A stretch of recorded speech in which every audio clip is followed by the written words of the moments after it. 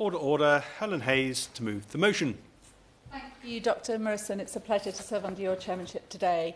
I beg to move that this House has considered the funding of Inner London local authorities. My constituency includes part of the London Borough of Lambeth and part of the London Borough of Southwark. Before I was elected to this House, I spent 5 years as a local ward councillor in Southwark, just managing not quite to overlap with the Minister, who was also a councillor on Southwark Council and stepped down in 2010, just as I was being elected. Being a councillor is deeply rewarding. You have the responsibility for service delivery in a way that makes a direct difference to people's daily lives. From recycling to street cleaning, to adult services and children's social care, to roads, parks, playgrounds and council housing, our councils are responsible for important aspects of the fabric of everyday life. They affect people's quality of life, and in doing so they have a vitally important role in building trust and confidence in politics, in government and in our public services.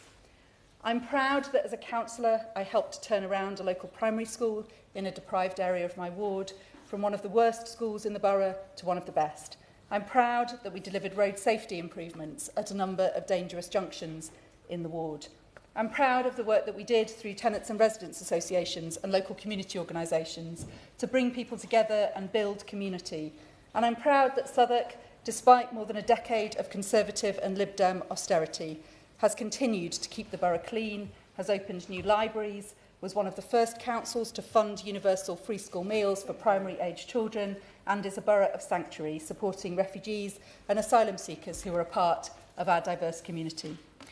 I remember very clearly the Labour group meeting in 2010, in which we were briefed on the coalition government's local government funding settlement for Southwark, and the stony silence in the room as the newly elected Cabinet Member for Finance told us how big the cuts were and the services and investment the Council would no longer be able to deliver as a result.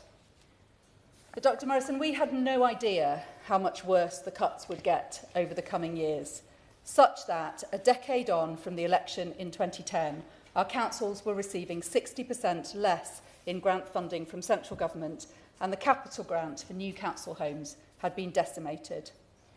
This marked a huge shift in local authority funding, away from the certainty of grant funding and towards retained business rates, the new homes bonus, and endless small, short-term pots of funding, often requiring the resourcing of a bidding process.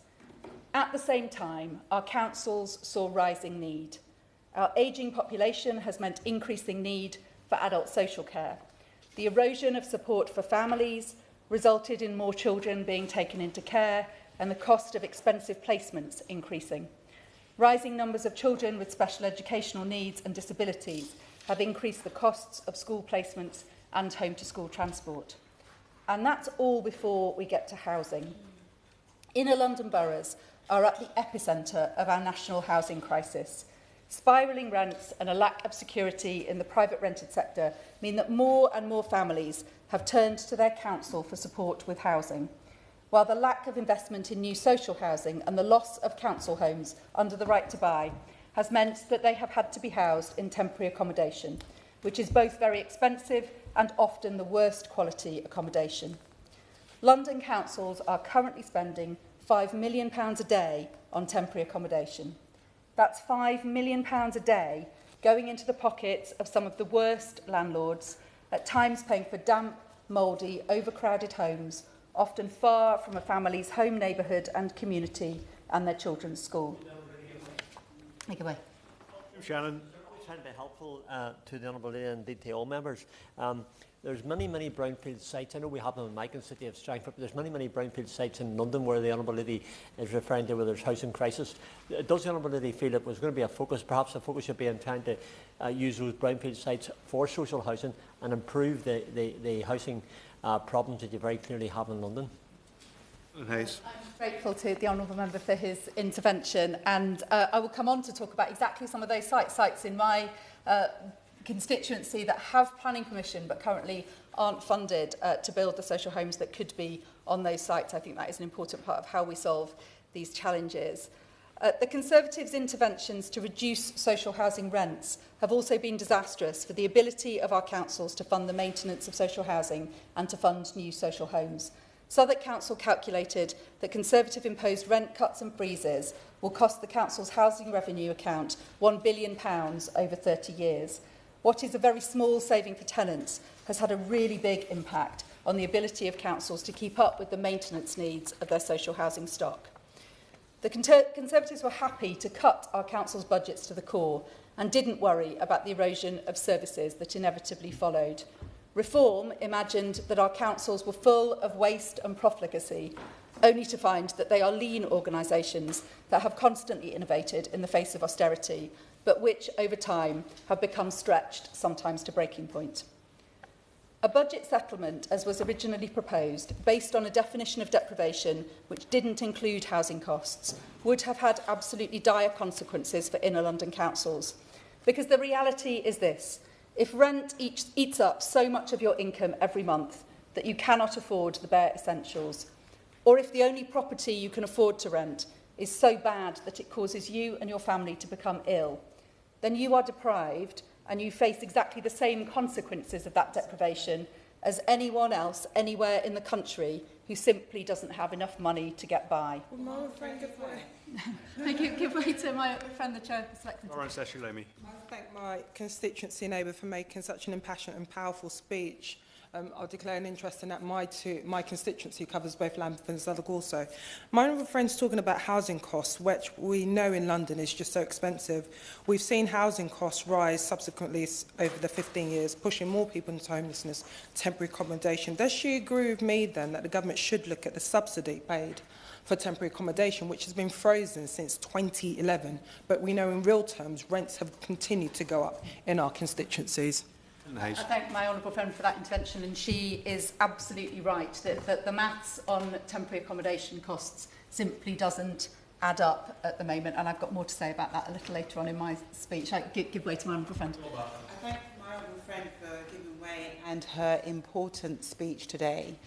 Brent Council, my constituency, spends £100,000 a day on temporary housing. We have around 40,000 people on the housing waiting list. It is impossible to match that need, but it's also important to understand that councils, as my honourable friend has said, are trying to innovate and absolutely talking about how inner London needs that accountability in terms of housing costs needs to be taken into consideration with any calculations.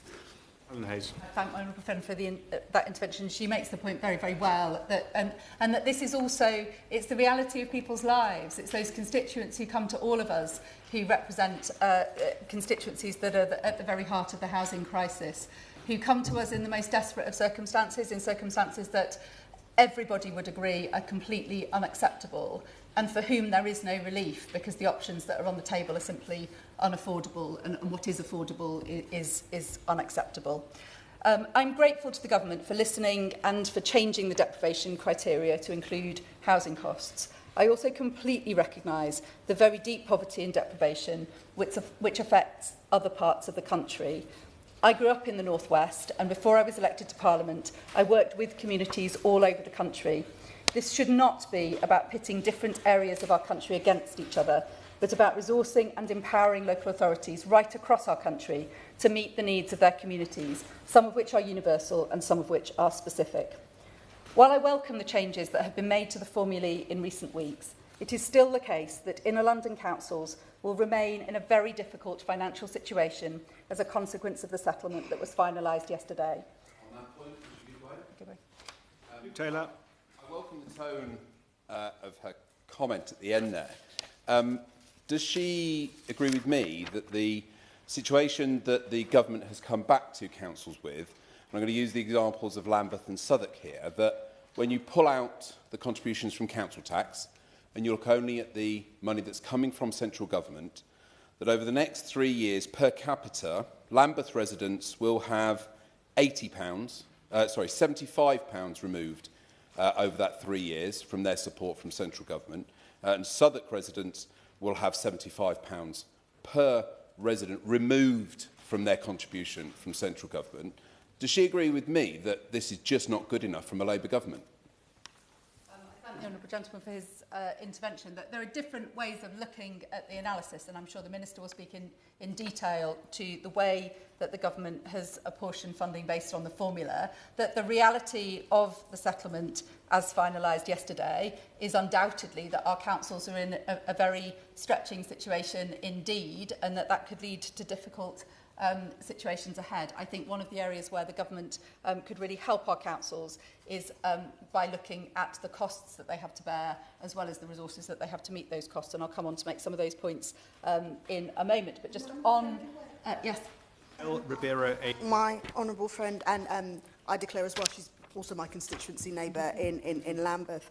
She's making an excellent speech. The arbitrary cap that I believe was initially created in the Fairer Funding Review actually created the unintended consequence of leaving Lambeth missing out on the funding they would have otherwise received. And that meant Lambeth would have lost out on 47.5 million over 3 years.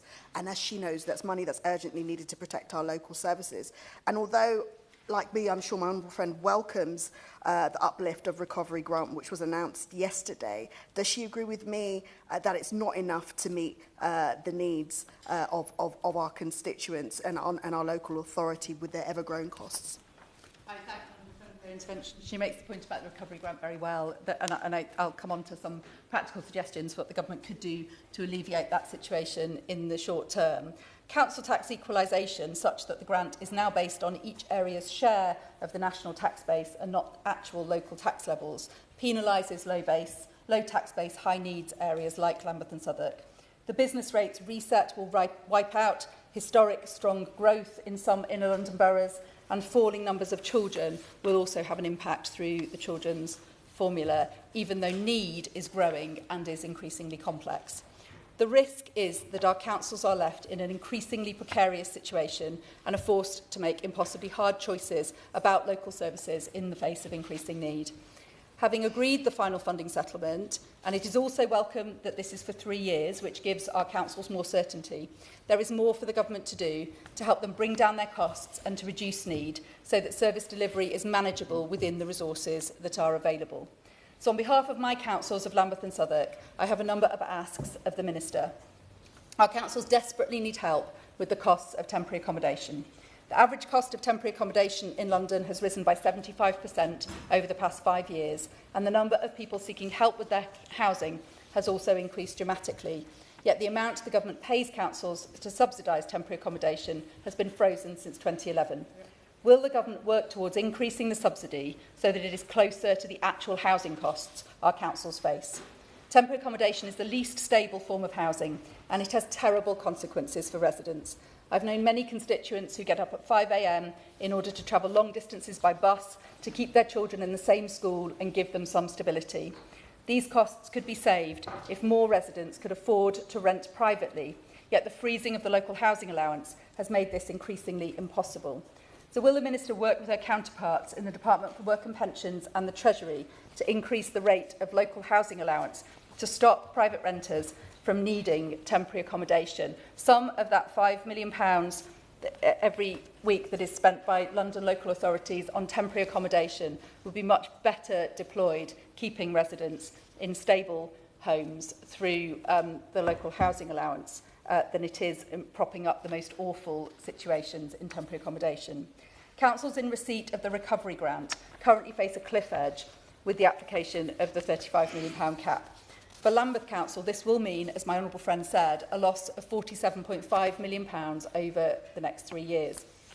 If the cap was removed for just next year, it would give the council an additional £11 million to reduce the savings that they are currently having to plan for. So I ask, will the Minister consider this? Councils have expressed concern to me about the government's assumptions about the level of council tax receipts. So will the Minister work with councils to ensure that the assumed level of council tax receipts closely matches actual council tax collections? The social housing crisis requires that new social homes are delivered at pace. In my constituency, we have council and housing association-owned sites with planning permission which are not currently being delivered because the soaring inflation caused by the Liz Truss mini-budget priced them out of viability. The government's commitment to invest £39 billion in social housing is very welcome, but will the Minister ensure that some of that funding is urgently made available to London boroughs that have sites that are ready to build? We urgently need this. The overnight accommodation levy is very good news for London, but it must be apportioned where it is most needed. Will the government mandate that at least 50% of the funds raised by this levy are retained locally by London boroughs to cover the costs incurred by services affected by tourism and to support local growth? Would you give way on that? Go Powell. Thank my honourable friend for giving way. On the overnight stay levy, clearly the government is looking at the moment on how that might be used, and there's some really welcome potential, for example, major events in London that would be impacted in one local authority but cover many. I completely agree with her on the 50-50 split. And does she agree that within that, that it could help smooth out some of the kind of longer-term funding issues coming out of the settlement in terms of providing additional capital that councils could use, for example, on public realm and public safety? I thank my for his intervention. I agree with him completely that the levy is a really important source of additional revenue into London, and it is so important that it is spent where it's needed, and that does mean allowing councils to retain some of the receipts, I would say 50% of the receipts as London councils are calling for, in order for them to do exactly that. Exceptional financial support was designed to be a temporary intervention to support councils with acute financial pressures, but the consequence has been a growing number of councils running structural deficits. So will the Minister set out in greater detail how the government intends to support councils to exit EFS so that they are not held back by growing deficits? Finally, Dr Morrison, the announcement yesterday on SEND deficits is very welcome. It is a clear recognition that the current costs of SEND provision are totally unsustainable. Writing off 90% of SEND deficits will only help if the forthcoming SEND reforms are properly funded and if the reforms are designed such that they are financially sustainable going forward. So can the Minister say what work she is doing to work with the Department for Education and the Treasury to make sure that councils' statutory SEND responsibilities are properly funded when the school's white paper is published? Our councils and our councillors are a crucial part of the bond of trust between local residents and the politicians and governments that serve them. We cannot leave our councils in the position, as the Conservatives were happy to do, in which they have no answer to the needs of their local populations because they do not have the resources to deliver. Our local residents need and deserve clean streets, well-kept parks and open spaces, good quality road surfaces, good adult social care and effective children's services, good quality homes in the social rented sector and proper support for children with SEND. They deserve nothing less so that they can trust that government is there to deliver for them, and we owe it to our dedicated, hard-working colleagues in local government to support them. Fortune. Thank you, Dr Morrison, and it's a pleasure to serve under your chairmanship. I wanted to congratulate the honourable member for Dulwich and West Norwood for securing this important debate. I'd like to start by expressing my agreement with colleagues from Outer London. Local authorities are in a perilous position and have been due to governments of all stripes for some time. As a former council deputy leader and cabinet member for children's services, I really do understand. I also believe members from Outer London will benefit from an enhanced appreciation of the specific struggles those of us in Outer London face. I would especially like to raise the devastating impact of unfair funding on my borough of Bromley. Bromley has the third lowest settlement funding per head among London boroughs. As a result of the government's provisional settlement, Bromley will see funding reductions of 6.5 million in 26-27, rising to 22.2 million per annum by 28-29. This equates to over 30 million per year in real-term funding reductions by 28-29. If this government's funding were fair, Bromley would instead be receiving a funding increase. Indeed, if Bromley received the average London Core Grant funding in 26-27, the average funding, it would gain about 112 million extra. 112 million, an enormous figure. Any cut to our funding is felt more keenly than in other councils too. Bromley currently maintains the lowest net expenditure per head in London, whilst delivering efficient services for its residents, limiting our ability to realise significant savings compared with other high-cost authorities. Effectively, this government is now punishing Bromley for being an efficient and well-run council, while government after government bails out failing councils. Bromley deserves better. But Bromley is no stranger to being targeted like this, and I would also like to touch on the Mayor's precept. It currently stands at just over £490 for a Band D property. That is a more than 77% increase since Sadiq Khan became Mayor of London. And before anybody highlights inflation, a rise in precept in line with inflation would be just over £380, which is an increase of 39% rather than 77%, which has been inflicted upon us. And what do you get in the inner London boroughs? Well, you get a regular and extensive bus service and a tube network to your doorstep. What do the people of Bromley get? We have a poor transport infrastructure and a mayor who keeps coming back to siphon more and more money from our borough, closing our 24-hour police desk and fleecing motorists with increased congestion charges and an expanded ULEZ charge. Outer London is subsidising inner London's transport network, while Bromley is currently only served by 2 direct bus routes into central London, both of which only run after midnight. So I would ask the government, if we are going to have to continue to pay into the mayor's coffers, can he or she ensure we can at least have the Superloop extended a mere 2 miles to run from Bromley North to, via Plaistow Green? And can we please keep our 24-hour police desk? It cannot continue that Bromley and the rest of outer London is simply ignored by government or this mayor. We deserve fairer funding, and Bromley Council want to work with the government. But the government needs to listen so that we see a truly fair and sustainable settlement that doesn't punish boroughs like Bromley. Luke Taylor.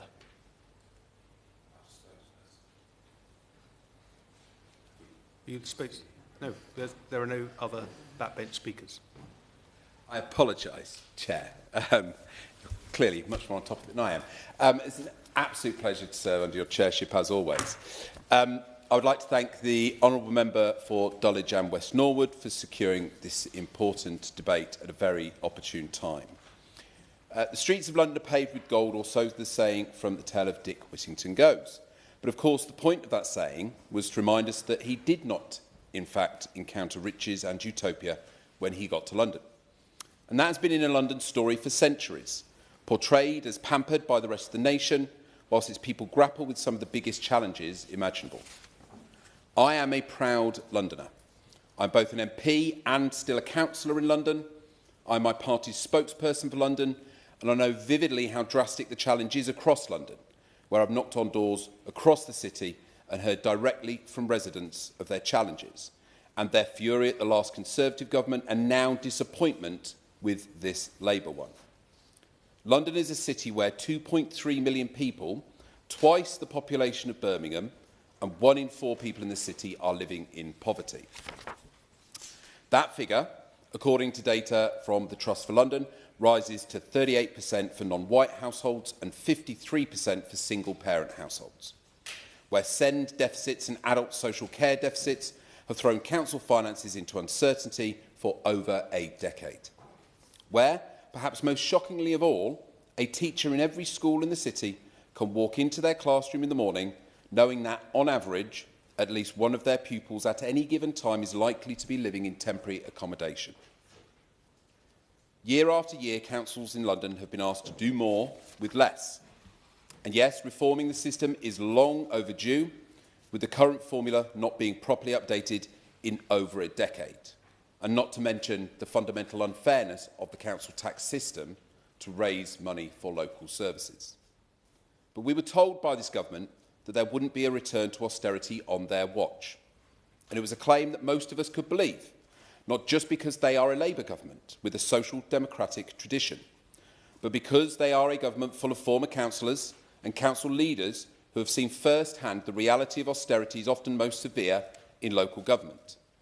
It's outrageous, therefore, that they have presented a funding review that simply doubles down on these disastrous cuts. And I'm going to use some examples here.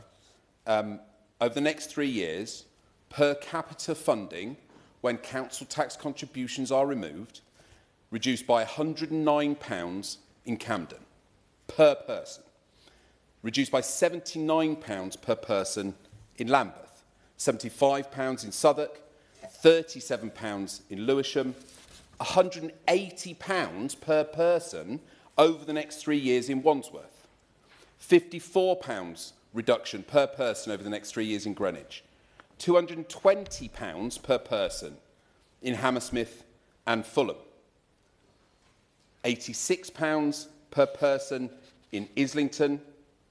In Westminster, the figure is £247 per person reduction over the next 3 years.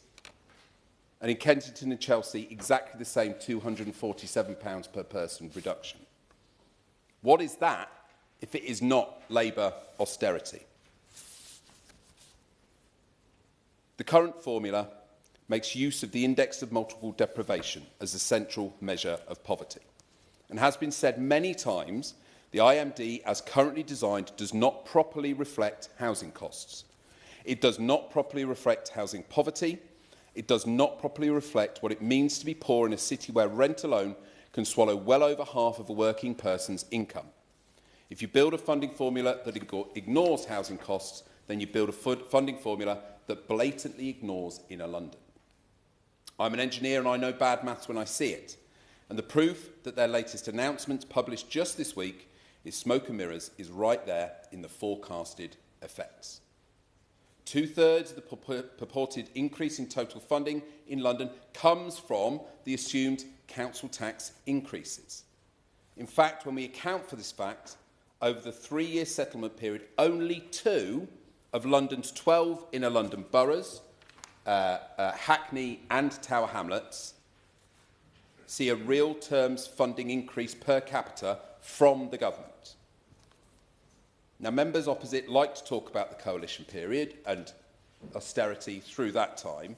Maybe we'd like to reflect on the figures that are a result of this Labour government on per capita funding when council tax contributions are removed on their inner London residents. Now, lots of data that I'm sure the government knows themselves to be true, but you don't have to be an expert to know the government's numbers don't add up. You just have to walk a few miles away from this place. I thought the Labour Party was supposed to be in tune and sensitive to inequality. But here we are in a palace that is increasingly a boundary to their views. Whilst just a few minutes away in Lambeth, in Southwark, in North Kensington or Chelsea Riverside, people are suffering because their councils are choked of the funds they need to protect them. And the support that this government promised to deliver them has never materialised. These are working people already hit by inflation, the cost of living and rising transport fares. They will now face not just lesser services, but the prospect of huge council tax hikes because the mess Labour might not have made, but are indeed doubling down upon. Londoners are sick of being utterly let down whilst being told they've never had it so good, or that they've got a government and a mayor on their side. And I sincerely invite the members present, because I do not doubt their intentions are good, or that they got into politics for the right reasons, or have had incredible achievements as councillors, as I am sure, as I know that I am proud to have done myself. Please, please get your house in order for what London needs. When the devil in the detail of their unfair funding review you are proposing suggests exactly the opposite. There are just a couple of months to get their act together before the local elections, but I do suspect that for most Londoners the die is already cast against Labour because of their lack of care, because this is not a sustainable foundation for any public service system. It is not fair funding. It is the accelerated starvation of a vital part of the public realm, masked by cosmetic changes. And you've heard it, the Minister has heard it from voices around this chamber. This is not just me ploughing a single furrow here. If the government is casting about trying to understand why people aren't warming to their efforts, perhaps more so this week than ever before, then they should remember that they can mask an unfair funding formula under snappy headlines and PR gloss, but they cannot make it function as a good policy just by wishing it so. That is government by magical thinking. So I rack my brain trying to imagine why members on the government benches cannot see the wood for the trees on this topic. And I can only guess that they simply do not grasp the true value of well-funded, well-functioning and truly independent local government. And I know that that is not true for some of the members in this chamber who have come from local councils in inner London and outer London.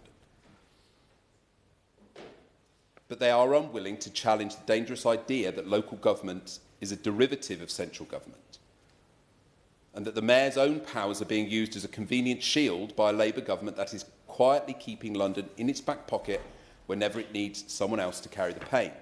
Because that is what this fairer funding review amounts to. It is hard to see it as anything other than a plan for managed decline of our cities, with inner London boroughs first in the firing line.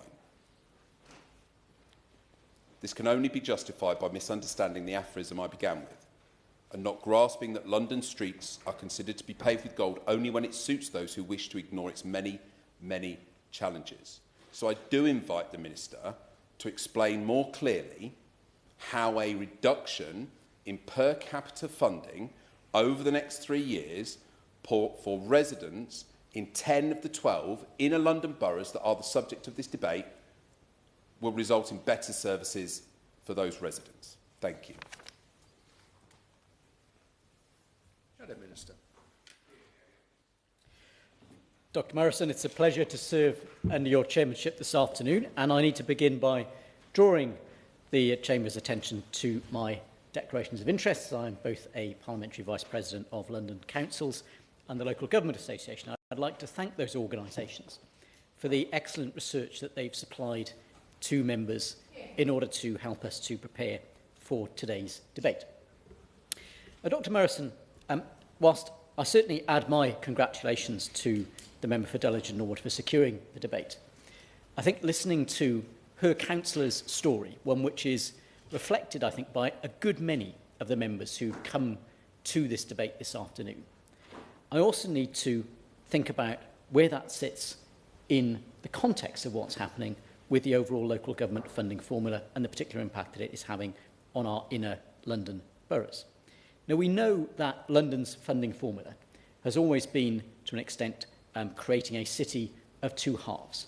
The inner London boroughs with a relatively generous settlement from that funding formula and historically generally lower council taxes, and then a donut of outer London boroughs in which my constituency and that of the member for Bromley and Biggin Hill is found, with a funding level broadly in line with the surrounding county and district authorities. And it has been a source of concern amongst London authorities for a long time that there needed to be a degree of levelling out to ensure some consistency across levels of council tax and funding.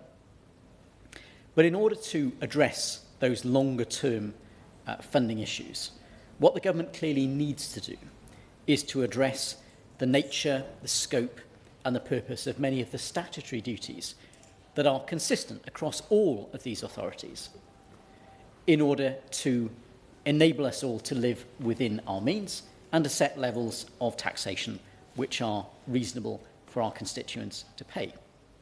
And sadly, we aren't seeing that happening.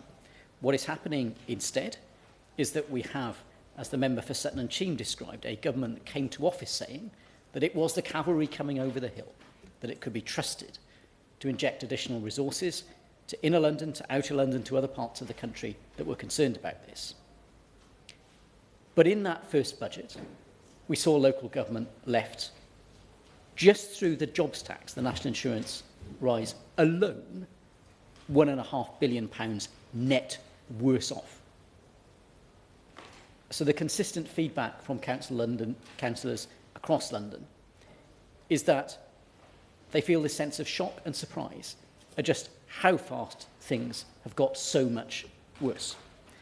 And there are particular dynamics that we keep hearing about that are especially significant in inner London.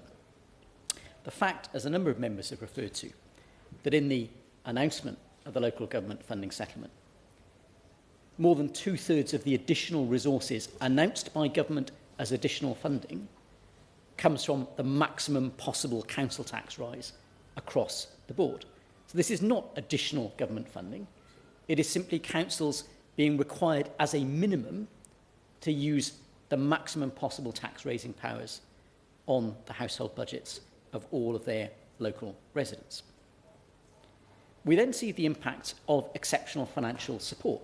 Now, this is a policy which has existed under governments of all stripes under different names for a long time. Essentially a measure to allow a council to borrow, to get it through temporary financial difficulties, a way of avoiding a Section 114 notice, the equivalent of a bankruptcy notice being issued by the statutory finance officers in that local authority. But on an almost weekly basis now, we are seeing this government making written ministerial statements on local government best value interventions, on agreeing exceptional financial support to the extent that it is no longer exceptional. It is clearly a method simply of sustaining local authorities to avoid the bad headlines, rather than addressing that nature, scope and purpose of statutory duties, which need to be addressed to get budgets back into balance again. And the acute pressure, which most members have touched on, created by an explosion in rough sleeping and homelessness in inner London since this government took office. And we need to be clear, Dr. Morrison, London has always had a challenge around rough sleeping. I know, whilst my own constituency doesn't cover Heathrow, it's a significant factor in my local authority's activities. And the numbers of people who find their way to an airport that's open 24/7 with showers and toilets and security means that there is a disproportionately large number of rough sleepers there.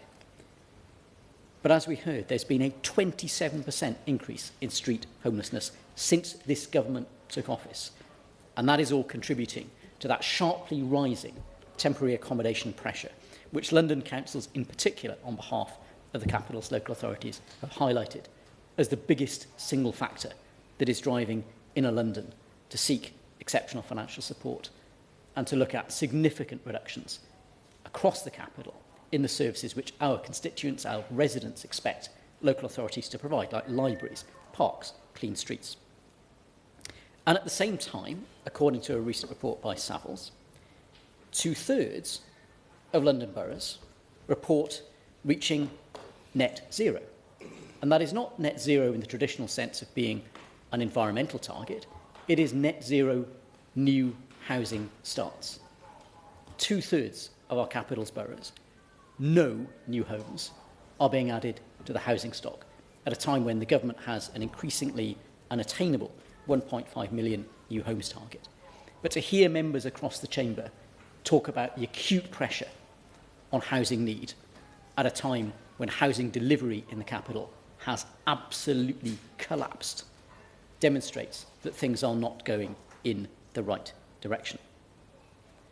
And even when we consider the local government finance settlement that we're due to address tomorrow, we know that more than 2/3 of local authorities have reported, having crunched the numbers on that funding formula, that they are left worse off. 2/3 of councils in the country worse off under the funding settlement being introduced by this Labour government.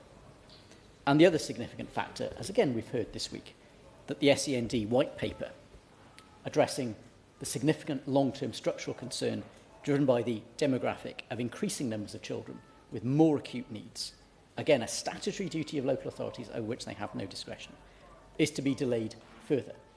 So whilst the statutory accounting override, which I know ministers have referred to in the past, goes some way to avoid that becoming an acute problem, we see across the country, not just here in inner London, acute pressure building up. So, Dr. Morrison, what this amounts to is a situation where residents in inner London are facing extraordinarily significant increases in their taxes. We know that the borough of Kensington and Chelsea, for example, has reported potential increases of council tax of up to £500 a year. I met earlier on with one of the Conservative councillors from the London Borough of Barnet, traditionally one of the less affected outer London boroughs, who reports a £200 million funding gap opening up as a result of the changes that this government is making.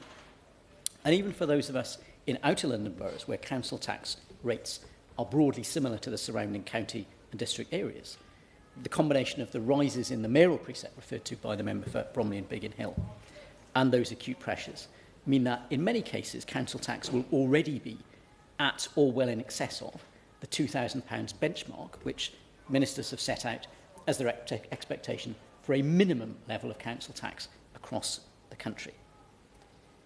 So, Dr Morrison, in conclusion, what we see is a very consistent message from across the sector. We are seeing the leaders of inner London's boroughs, Labour and Conservative, talking of acute pressures getting much worse, much faster than they had expected, of levels of shortfall in this funding settlement so excessive that no level of cuts could achieve them within the level of statutory duties that still have to be met. And what I have to ask the Minister, can she today, will she tomorrow, when she speaks on the local government finance settlement, announce a more fundamental rethink than this? We know that our local authorities have a huge range of statutory duties, more than 800 different services delivered by a typical local authority. The rise in national insurance alone has driven up very significantly the cost of those activities to many of our local authorities. And what we need is not simply more sticking plasters. And our residents hearing a message from a Labour government that there's more money in the system and finding that that money is coming straight out of their pockets and straight out of their wallets through massive increases in council tax, but a more fundamental rethink about how we deliver local government in the capital so it is affordable, deliverable and sustainable for the future. It's a pleasure to serve under your chairship, and I'd like to begin by thanking my honourable friend, the member for Dulwich and West Norwood, for her bringing this debate today. I think that members have raised some very important issues, and the lead member in this debate asked me some questions which I'll come to as I respond to the debate. She mentioned that I served on the London Borough of Southwark just before she was first elected for the best borough in London. And she's right about that. She knows that there's a bit of my heart that will be forever in Camberwell. And I learnt a lot during those years, but local government has changed a lot in the 20 years since I was first elected. And poverty in London has also changed. So has the kind of services that boroughs are trying to provide. And in a moment, Dr Morrison, of shock and surprise on my part, I find myself in agreement with the Shadow Minister, because he rightly characterises a situation that councils face where costs are spiking, often because of policy failure, not of their making. And whether that's the homelessness costs that my friend mentioned in opening the debate, or the costs associated with SEND that many members mention, and I would also say adults and children's care, we have got some fundamental issues to tackle, and many of those policy levers lie in this place, not in town halls, and I think we all need to own our responsibilities on that front. I think that we continually need to rethink how we approach this. But it is a shame in many ways that I couldn't introduce some of my colleagues from other parts of the country to the discussion we've had here, because members will have seen in the press that I have been variously accused of robbing the North to send money to the South, and now robbing London to send money somewhere else, up north, the Midlands, I don't know. Actually, the consistent theme in this funding settlement is the government's attempt to reconnect council funding with deprivation. And I'll come to the detail of that, because we are committed to making long overdue changes to council funding, and this is the first multi-year local government finance settlement in a decade, which, as members have mentioned, will make a huge difference. Yes, I'll just make a bit of progress first. Yesterday's announcement keeps the promises that we made that we would have a multi-year settlement, because local communities in London and elsewhere deserved better than the out-of-date funding allocations not aligned with need that meant poorer public services and slower growth, particularly for those dealing with the consequences of poverty. We're making changes to how councils are funded, and these are many changes that the public, local government partners and Parliament have called for a long time. We consulted 4 times, Dr Morrison, on these changes, and we're grateful for the engagement for all corners, including in this debate today, and from honourable members. The engagement has informed our approach at every stage, and the settlement confirms, as I've said, multi-year funding settlements, our pledge to realign funding with need, and our commitment to end wasteful competitive bidding and simplifying funding. Now, the government does have an important role as an equaliser for local government income, and we are directing funding towards the places that are less able to meet their needs through locally raised income, which will enable all local authorities to provide similar levels of services to their residents. However, that is true notwithstanding the major differences there are in spiking demands in different parts of the country. So following the provisional settlement consultation, the government has announced an additional 740 million in grant funding as part of the final settlement, including a 440 million uplift to the recovery grant, bringing total investment over the multi-year settlement to 2.6 billion. Of that 2.6 billion, including over 400 million in London, supporting places that suffered the most from historic funding cuts. An additional 272 million to bring the total investment in homelessness and rough sleeping services over the next 3 years to 3.5 billion, including over 800 million in London as part of our national plan to end homelessness, and that is a significant investment in the capital's homelessness services, much needed, as mentioned by members around the House. This takes the total new grant funding delivered through the annual settlements for 2026-27 to 2028-29 to over 4 billion. And since coming to power, we have made a 24.2 increase in core spending power by 28-29 compared to 24-25, worth over 16.6 billion. It is a significant uplift in councils' spending power. And as a result of our reforms, our analysis in the department is that 9 in 10 councils will receive funding that broadly matches their assessed need by the end of the multi-year settlement, up from around a third before our reforms. And the most deprived places will receive 45% more funding per head than the least deprived in 28-29. I'll give way to my friend who intervened first before, if that's okay. Thank the Minister for giving way. And as she knows, where we have pockets of high deprivation in London, one of the concerns is protecting those communities. And when the settlement was announced, it was very clear that the government's expectation was that things like council tax support should not be the first thing that councils look to. Does she agree with me that Royal Borough of Kensington and Chelsea making their very first decision to cut £441,000 of council tax support to our lowest income families is not the right way to go about building a sustainable budget for the future? Thank you, Dr Morrison. I do agree with my friend. He makes that case very well, and I can imagine the other choices that his local authority might have available to them rather than that one. Would you like to? Yeah, thank you. Thank you, Minister. I'd like to say thank you to the Minister for the objective way I believe she's tackling this debate. But the reality for the London Borough of Bromley is that we're having a £22 million cut over the next 3-year period. And if you think about the deprivation and the challenges we have, including the second highest number of education and healthcare plans in London, this is going to have a significant impact on our residents, despite pushing the council tax as high as we can push it.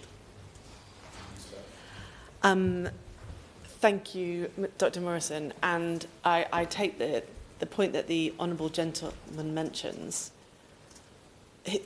the challenge that we have there is to understand how we can best use our resources to support all of our children. Because we could continue to try to increase funding again and again and again without any changes to that system. And we wouldn't necessarily get better outcomes and costs would keep going up, not least because there are some issues for councils about how they're able to provide some of the support that children need.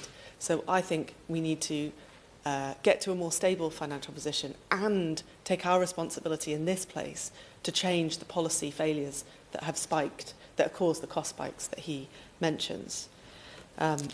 So for London, by 28-29, compared to 24-25, London will see an increase of more than £3 billion in core spending power.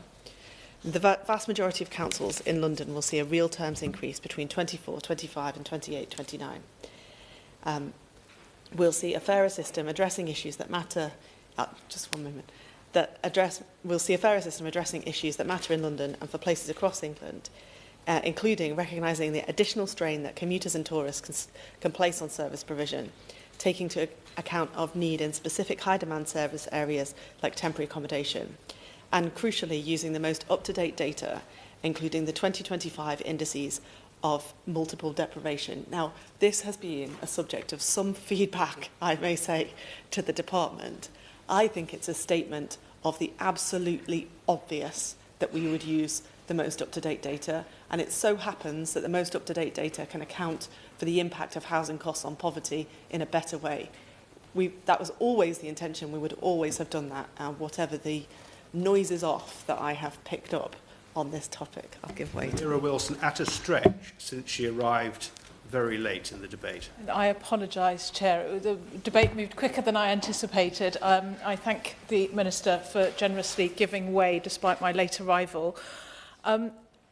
Look, I have a lot of sympathy with the aims of what the government is trying to do. I think we all want to tackle deprivation and poverty. But in my borough, the London Borough of Richmond, we're going to see £29 million of cuts over the next 3 years, stretching to £46 million by year 4, which means a huge cliff edge. And the government is refusing at the moment to provide any transitional protection. Now, I recognise that Richmond is largely a wealthy borough, but we do have significant pockets of deprivation, and we do have very needy residents, particularly young and older vulnerable residents. And despite a maximum council tax hike and efficiency savings, we will have to see cuts to the most vulnerable. Will she finally agree to meet with me and my honourable friend, the member for Richmond Park, and the leader of our council? She's refused to do so far, to talk about how we can put transitional provisions in place. She's perplexed. Her latest letter has refused a meeting with us. I'm just asking her again, in the spirit of cross-party working, if she'll meet with us to discuss. Thank you. Thank you, Dr. Morrison. The reason for my perplexed state is that during the period of consultation with members of this House, I met with 140 members of Parliament over this settlement. So I am sorry to her that if she's had the message that I won't meet, because my office door has literally been so open to members over this recent period. But we can discuss this at any point. I mean, the facts are that the London Borough of Richmond is in the least deprived decile. So whilst she rightly will stand up for her area and her borough, it is true that when I look at some parts of this country, forgotten for far too long, I feel it is right that we have taken the decision through this settlement to reconnect funding with deprivation. But I can discuss that with her in detail in the future. Now, I want to come to some points about costs. I know that local government is still under pressure, and even despite the increase that I mentioned some moments ago of nearly 25%, that pressure will remain because of the costs that local government are facing, which is why we're taking action now to support local authorities as we move towards a reformed special educational needs and disabilities system. And the first phase of support will address historic deficits accrued, as has been mentioned by the Shadow Minister. All local authorities will receive a grant covering 90% of their high needs dedicated school grants deficit, subject to the approval of a local change plan. We're also fixing social care services, which many people, including those in London, rely on. We're changing children's social care in a generation by rolling out the Families First partnership programme, backed by more than 2.4 billion investment across this multi-year settlement. We're providing around 4.6 billion of additional funding available for adult social care by 28-29 compared to 25-26. And when it comes to children's care, it's not only that the costs are unsustainable, but also we're failing in our duty to so many of our children, and that's why we must change. Now, it's important to recognise that some places, including some inner London boroughs, benefited disproportionately from the old system. However, we're supporting these places to plan for changes with transitional arrangements, including by protecting their income and providing additional flexibilities. For London, we're providing over 550 million for income protection over the multi-year settlement. The council tax bill, sure. Taylor. The Minister mentions additional flexibility. And within that, does she also include allowing, I think it's 5 in London boroughs, including Wandsworth as one of them, to increase their council tax by up to 10% without a referendum? Is that the additional flexibility that she mentions? Thank you, Dr Morrison. We set out that flexibility when we made the provisional statement, and there'll be more details of that to come in the chamber tomorrow. I'm at the slight disadvantage of speaking in between the publication of the settlement and the full debate in the House of Commons tomorrow. So there'll be more detail tomorrow for the honourable gentleman to ask about. The council tax bill for a house worth 5 million in central London can be less than an ordinary family home in places like Blackpool and Darlington, and it's not fair that properties worth so much more pay less council tax and receive comparatively better services than elsewhere due to government subsidy. Removing referendum principles in the 6 councils, as we've already said, will allocate over 250 million more funding for places with higher need, instead of subsidising very low bills for 500,000 households in these councils. Now, I just want to turn very briefly to the direct questions that the member, my friend leading the debate, asked. She raised the costs of temporary accommodation, and she's absolutely correct to do so. I would refer her to the homelessness strategy, which I published just before Christmas. The problems that we have in temporary accommodation are very geographically concentrated, and I'm anxious to work with London councils, including her councils, to get children and families out of poor quality, expensive temporary accommodation and into better quality temporary accommodation that will be more reasonably priced for local authorities, even if that's still temporary in nature, because some of what we're paying for is very poor value. She mentions the LHA and the rates and whether or not I'll work with DWP and Treasury. I can tell her that I am. And the Select Committee Chair also raised that with me in a former setting, and I am, and I will happily update the House as we go. She mentioned the stalled site in her borough, which sounds like a dreadful waste, and I will alert the Housing Minister and the Secretary of State to that. They were anxious to bring forward their plan for London with the Mayor of London for this very reason, but I will refer them to this debate. She asked about the visitor levy, and other members have mentioned the visitor levy too, and I will take these comments as an input to the consultation on the visitor levy. The Shadow Minister and my friend mentioned EFS, and again, shockingly, I find myself agreeing with the Shadow Minister that system should have been sparingly used and for exceptional circumstances. It's been a long week, Dr Morrison, and it is becoming less exceptional, and we have to get to the heart of why councils are in this position. Now, some of that is about costs, as we've said, but there are also other things like reintroducing local audit that I personally will believe help to defend the system and make it more sustainable as we go. And she also asked me about send deficits, which I have mentioned. So in conclusion, we are making changes that we believe are necessary to change public services and get local government back on its feet. By realigning funding with need, and reforming services that put pressure on local government will empower local leaders to deliver for communities in London across the country. Unlike many people, I firmly believe that it doesn't matter whether you live in a northern town or city, in the Midlands, the South West, Scotland, Wales or London. Poverty is poverty, and we should respond to it all. Yeah. Wind up. Thank you, Dr. Morrison. I'm grateful to all of the honourable members who've contributed to the debate today, particularly to the honourable member for Bromley and Biggin Hill, who is a great champion for his constituents and for his borough of Bromley, and to my honourable friends, the members for Vauxhall and Camberwell Green, Clapham and Brixton Hill, Kensington and Bayswater and Brent East for their interventions and for speaking up for their boroughs too. And I'm grateful to the Minister for her response.